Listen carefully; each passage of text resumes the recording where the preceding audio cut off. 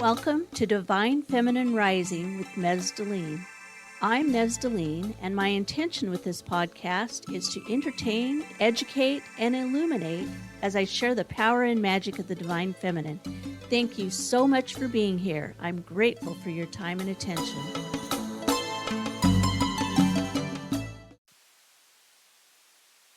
I am so happy to have music for my podcast. So excited. And I want to thank my friend Turtle from Happy Fox Designs for making this happen for me. I really want to thank the musicians, Desert Wind from Salt Lake City, who have the most beautiful music. They are my favorite music group, and I've been listening to them for longer than I want to admit. Decades, perhaps. So yeah, you might say I really, really love them. Today I want to talk about something that's pretty dark, but it's super important in my opinion, and that is incest and sexual assault. And I know this isn't my normal thing for this podcast, but it's such an important subject that I think is often either overlooked, pushed aside, kept secret, hidden, and I feel very strongly it's something that we need to bring out into the light, bring out into the open so that we can face it head on and help eliminate it. So when I went back to college in my 30s, my first term paper was on incest. And I wrote this paper because of my own personal experience. And you had to have references, like all good term papers need to have, right? And at that time, I could find very few references.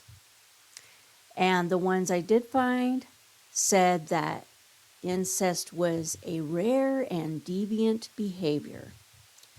So some of the resources that I cited were about, overcoming incest and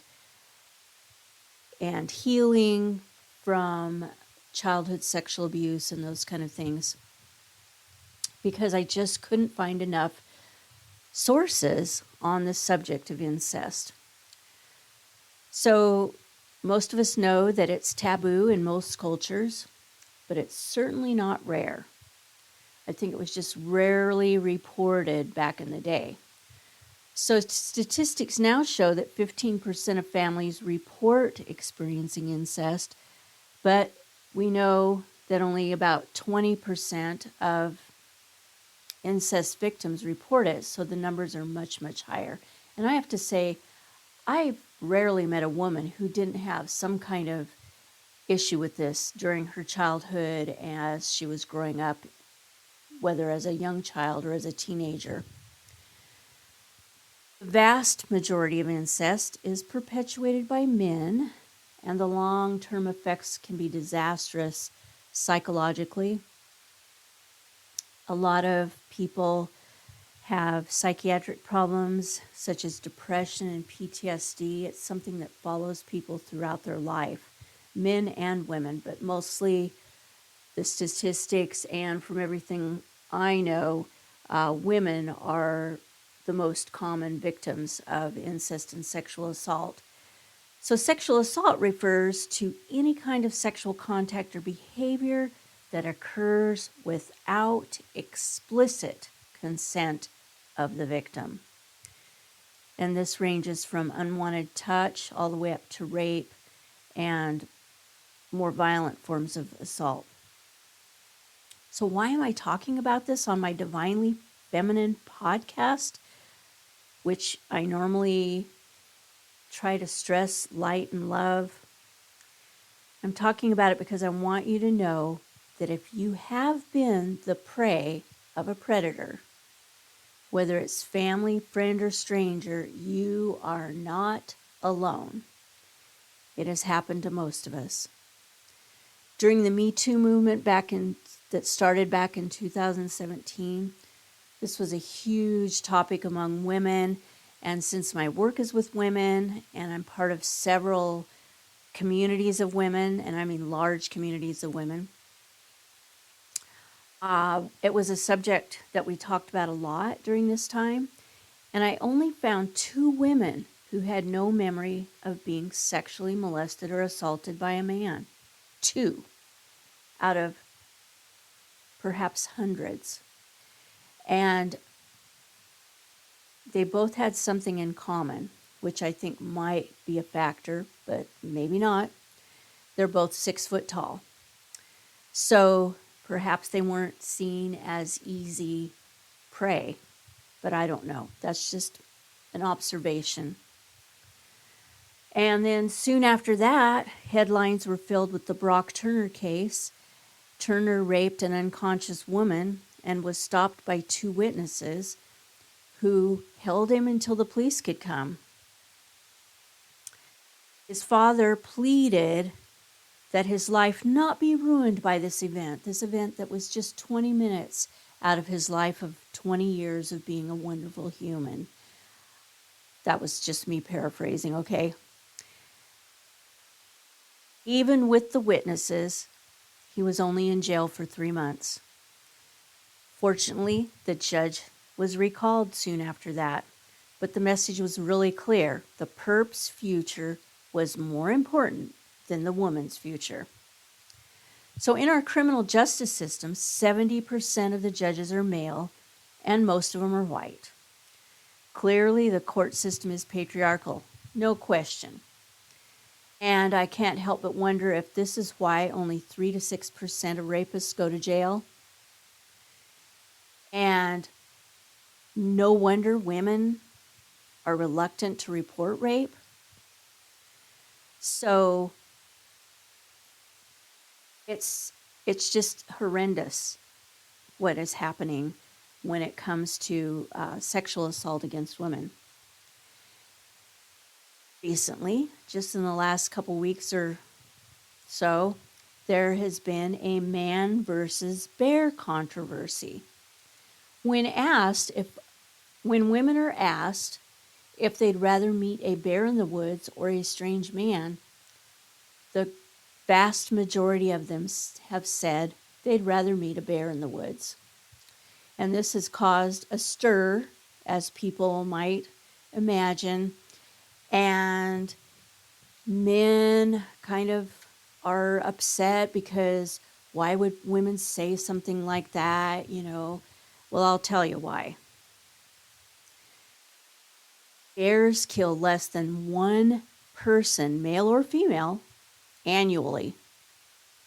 0.75 people annually are killed by a bear. However, over 4,000 women here in the United States are killed by men, and over 48,000 in the world. That reason alone is enough to choose the bear. Other reasons I've heard are if I'm attacked by a bear, what I'm wearing won't be called into question. I don't have to worry if a bear will sexually assault me or break into my home and rape me after stalking me. When I walk home in the dark, I don't have to worry about being attacked by a bear. And the list goes on, but you get the gist, right? And I know a lot of you have heard about this. It caught my attention because bear happens to be my totem animal, and so I started reading it, and it also pushed a button within me about the subject matter. Clearly, bears are much, much, much less dangerous than men, right? So the reactions of men to women choosing the bear have been varied. I've seen TikToks and videos by men who understand that it's a wake-up call and that change is needed, and they say we need to listen to women. This is an issue. We need to listen and we need to take action to correct this. And then I've seen men who are offended. And the one man that I know for certain is a sexual predator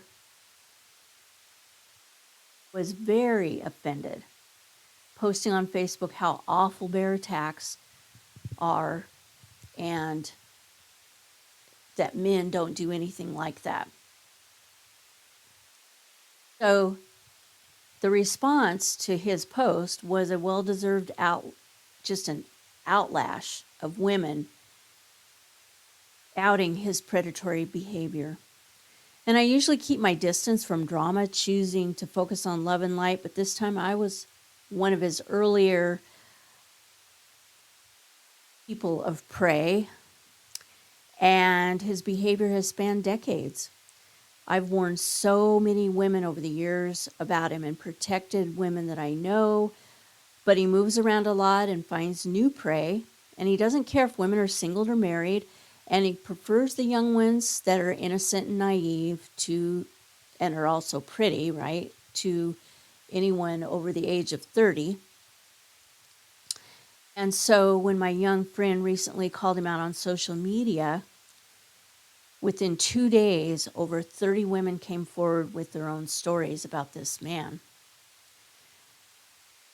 The statistics say that 1 in 4 women have been victims of sexual assault, and that's based on what's reported.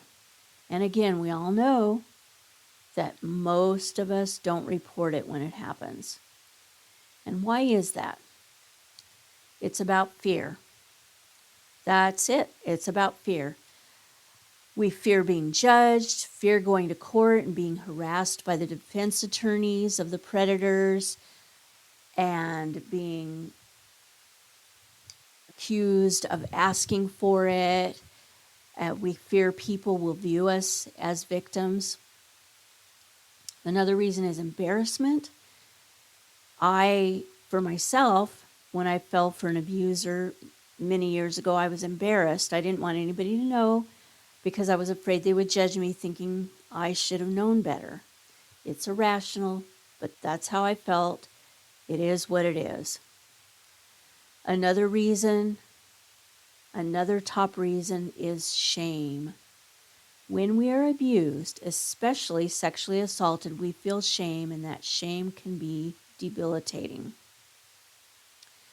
Because most assaults are he said, she said, unless there are witnesses, and even when there are, as we saw with the Turner case, it doesn't make a difference to the court. The criminal justice system is more likely to believe the man in a he said, she said situation. The fact that less than 6% of rapists see jail time confirms that. Women have been conditioned to think that the assault was their fault because of what they wore, what they drank, where they walked, and so forth. So they feel shame. But the reality is the perpetrator is the one who should feel shame. They should be ashamed, but they aren't. So we end up carrying their shame for them. I know it sounds crazy, but just think about it. And let's put that shame where it belongs now. If you were somebody's prey, the shame belongs to them. It doesn't belong to you. You did nothing wrong.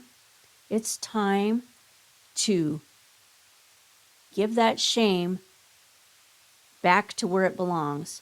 It is not yours. It's time to love yourself.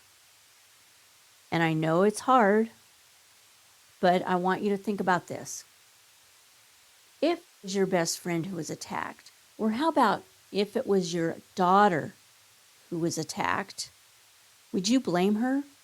Would you blame your daughter for being at the wrong place or wearing the wrong thing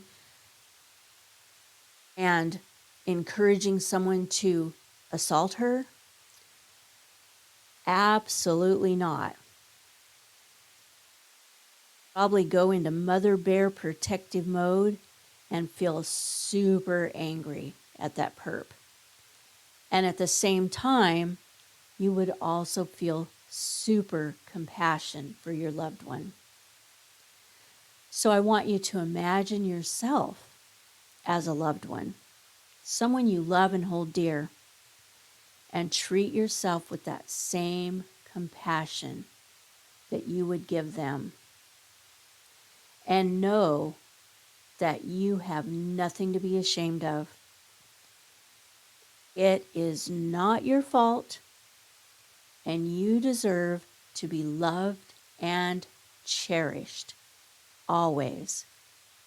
I often don't use the term victim. I use the word prey instead, because victim is like a description that sets us up to be a continued source of prey. And I prefer to think of myself as having been a temporary prey, or perhaps a victim of circumstance, but I don't embody the term victim. And I want you to think about that. Think about, what do you want to embody about who you are? For me, I want to embody the term powerful woman. And I'm hoping that you embody that too, because you are a powerful woman. You may not feel empowered right now. You may not feel powerful. You may feel like a victim, but don't claim that term, because it will hold you back. Claiming the term of being a victim keeps us in that victim space. It's like a chain tying us down, keeping us in place, and we can't move forward. We can't step into our power. We can't feel good about ourselves. We can't reach our bliss. We continue to feel like a victim. So it's important to let go of that term. And as I said, you aren't alone. If you can't report something that's happened to you, I understand that. I know that you know what's best for you. I trust you to make the best choice for yourself. But I also would like to really encourage you to, at the very least, talk to a trusted person. You need support. You deserve support as well as love.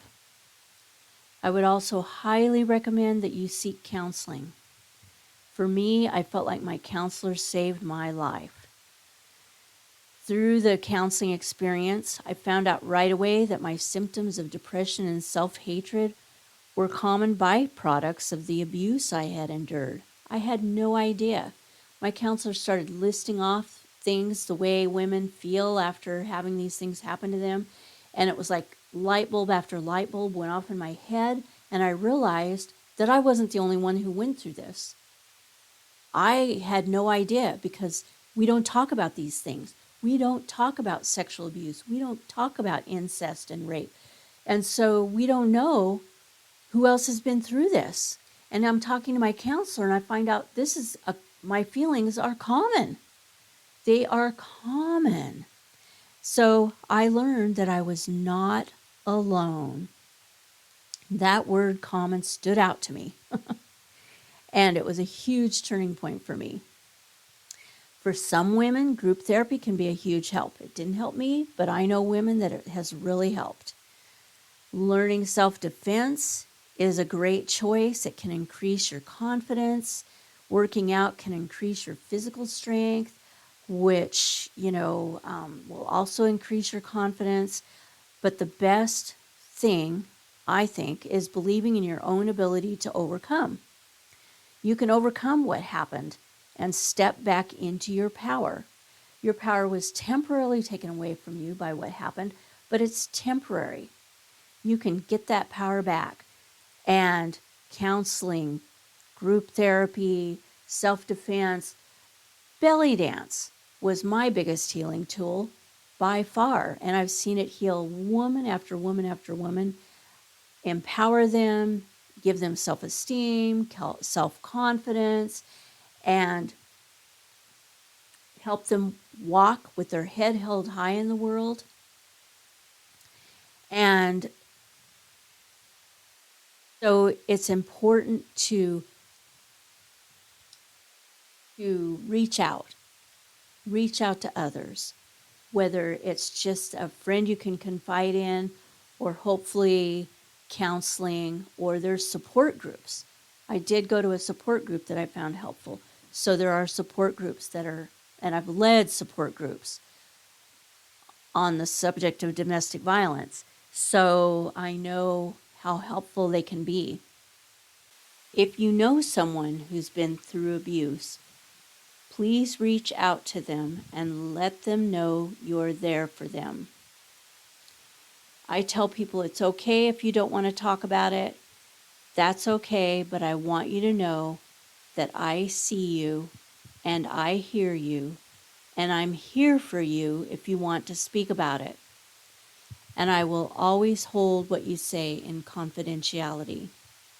What you tell me goes no further than me, and it doesn't. So it's important as women that we support each other, that we see each other as divinely feminine and powerful beings who can create loving change in the world. Patriarchy fears us because they think we want to control them the way they've controlled us. But our way will be a different way, and it starts with seeing ourselves as empowered souls who came here to make a difference by changing the paradigm from one of control to one of empowerment. By changing that paradigm with love. Together, we can make it happen.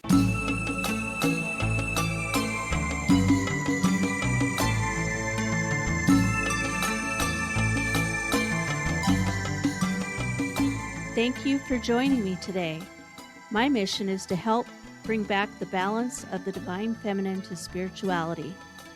Please share my podcast with anyone who might be interested in the divine feminine and personal empowerment. And if you'd like to connect with me further, feel free to reach out.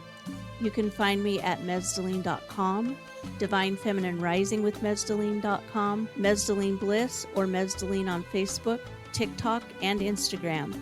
And also, please join my mailing list if you'd like to receive my newsletter.